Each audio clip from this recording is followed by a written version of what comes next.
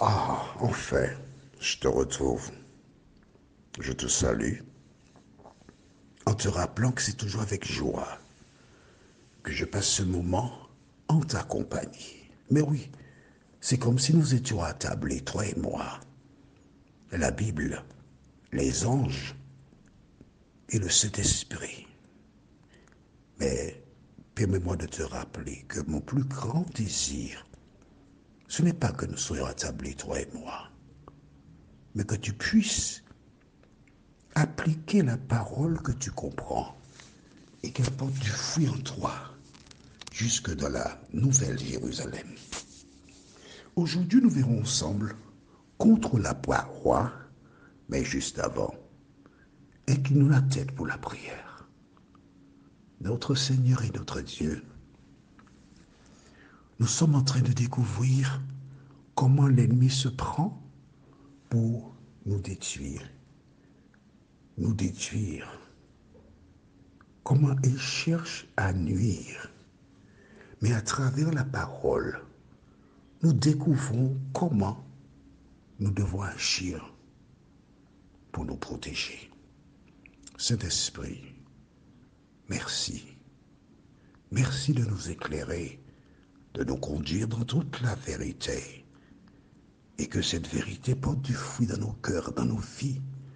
De telle sorte que lorsque Jésus paraîtra dans le ciel, nous puissions dire, c'est mon sauveur, c'est lui que j'attendais. Merci pour toutes choses, Seigneur. Nous t'avons prié. Au nom de Jésus et pour ta gloire éternelle. Amen. Rappelle-toi, les femmes dansaient, chantaient, louaient David. Mais à quel prix? Quel prix? Ces paroles qui étaient chantées, ces paroles qui étaient reprises en boucle, atteignaient Saül. Et là, nous voyons et nous verrons ce qui se passe quand une parole blesse une personne qui n'a pas Jésus. Mais oui, il nous arrive parfois, en nous exprimant, de ne pas réfléchir et de dire des choses qui blessent, des choses qui font de la peine, des choses qui pour nous sont minimes, hein, qui sont rien de particulier, mais qui, malheureusement, quand ces choses arrivent dans le cerveau de certaines personnes, avec leur passé, leurs souffrances, leurs blessures, elles interprètent et donnent toute espèce de signification qui n'ont rien à voir avec ce que toi tu pensais. Et quand tu entends après les propos de ces personnes, tu tombes des nues. Mais là, il n'y a pas d'interprétation à avoir. Ces femmes, en chantant et en dansant, disaient clairement à Saül que David est meilleur que toi. C'est le roi, hein? Le roi Saül, mais qui est possédé par un démon. Et lorsqu'une personne est possédée, que fait-elle en entendant de telles paroles?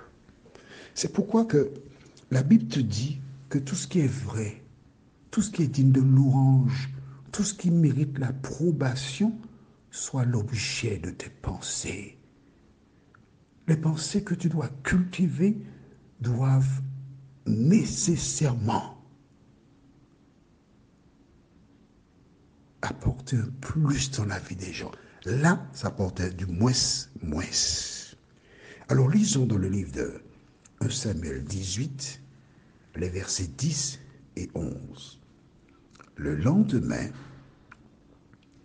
un mauvais esprit envoyé par Dieu s'empara de Saül, qui fut saisi de transe prophétique au milieu de la maison. David jouait de son instrument comme chaque jour, et Saül avait sa lance à la main.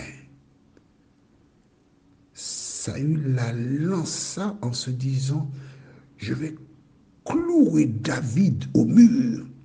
Mais par 2 fois, David échappa à Saül. Eh oui, voici la première attaque.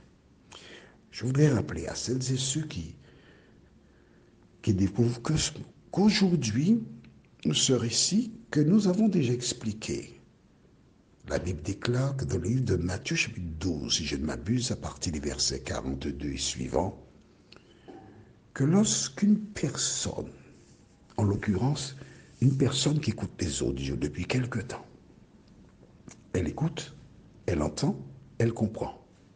Exemple, dans des audios, nous avons vu ensemble, ce n'est qu'un exemple, que l'enfant de Dieu ne va pas au carnaval. Parce que ce que l'on chante, ce que l'on fait, ne donne pas gloire à Dieu. Alors, je dirais, Véronique a entendu ça, elle a compris, et elle sait que ce propos est véridique. Mais que fait Véro? Elle décide d'aller quand même au carnaval. Elle a fait un choix. En se rendant au carnaval, que se passe-t-il? Est-ce que l'Esprit de Dieu est dans Véro? Non. Est-ce que les anges peuvent accompagner Véro dans le carnaval? Non plus. Qui est dans le carnaval? Tu sais de qui il s'agit. Une fois que tu as décidé de suivre ce qu'il te propose, tu es possédé par lui. Mais oui, tu es possédé. Oui, tu as toute ta tête, c'est vrai. Tu peux faire plein de choses rationnelles, c'est vrai. Mais le simple fait d'aimer ce qu'il propose et de t'y trouver, tu te trouves sur son terrain. Voilà. Alors, il y a une possession de premier degré, c'est celui-là, c'est celle-là, c'est possession. Mais il y a aussi l'autre possession, celle dans laquelle se trouve Saül. Et voici David qui joue à la harpe, c'est l'instrument. Et le démon qui a pris le contrôle, mais ce n'est pas Dieu qui l'a envoyé, il va inspirer Saül de tuer David. Pourquoi? Pourquoi? Pour 2 raisons.